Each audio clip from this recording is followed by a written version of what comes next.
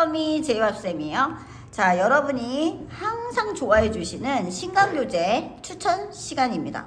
자, 우선은 이제 밥바 시리즈예요. 워낙 밥바 시리즈 많잖아요. 원래는 이제 초등교재인데요. 사실은 오히려 초등교재로 나와서 좋아 라고 선생님이 생각이 들었어요. 왜냐면 사실은 제일 기본이 되는 부분인데요. 기본이 되는 부분은 고등학생조차 명확히 알지 못하는 친구들이 있거든요.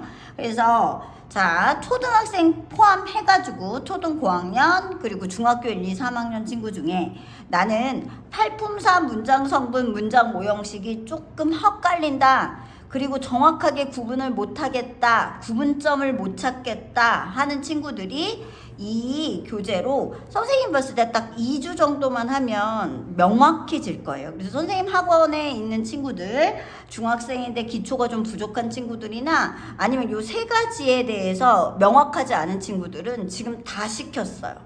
근데 다 시키고 나서 느끼는 바는 굉장히 얇은 책이지만 힘이 있는 교재다라고 느꼈거든요.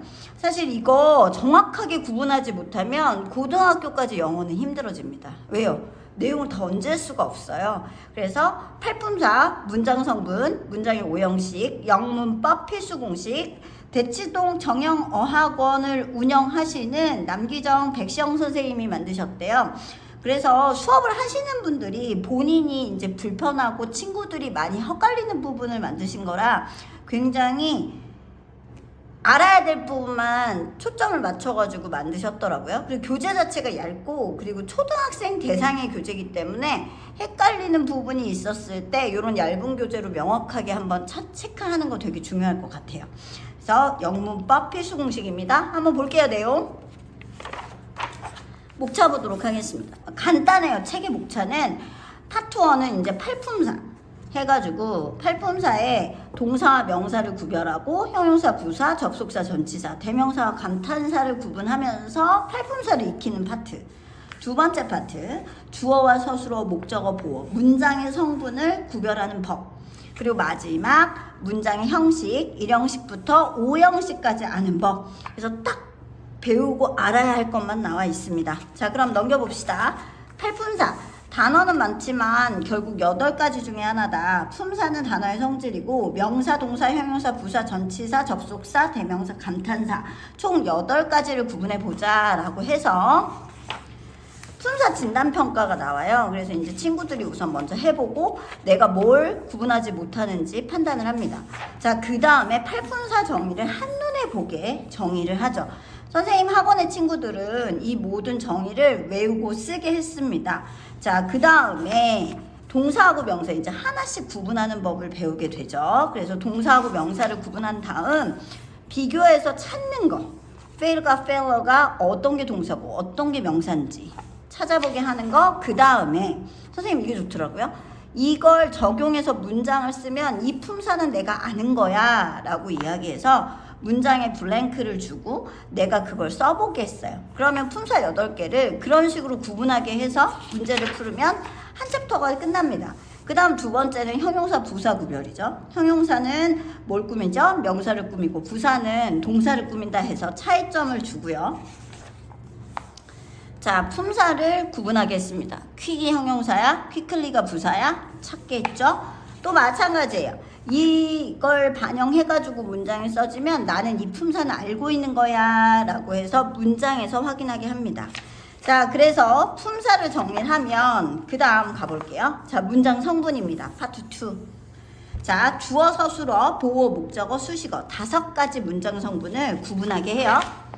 자, 문장 성분 진단평가 똑같습니다. 내가 구분하는지 진단평가를 먼저 받아요.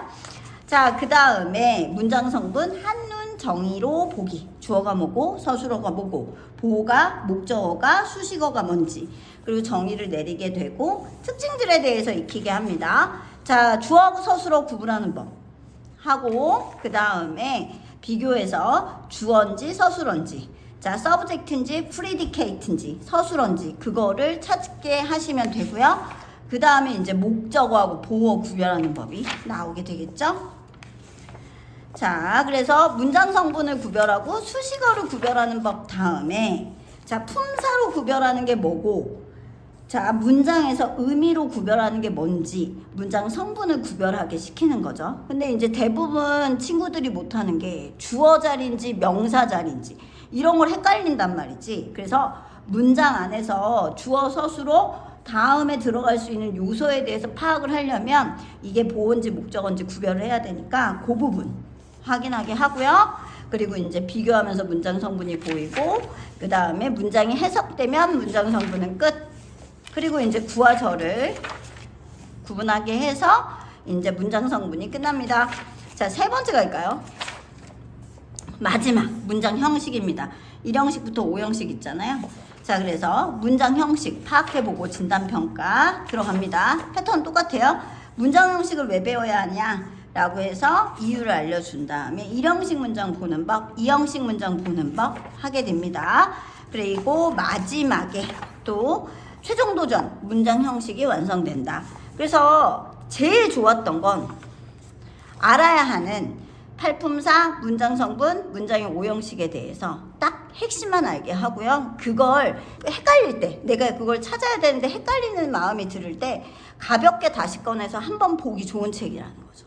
그래서 팔품사, 문장 성분, 문장의 5형식 나는 확실히 자신이 없다.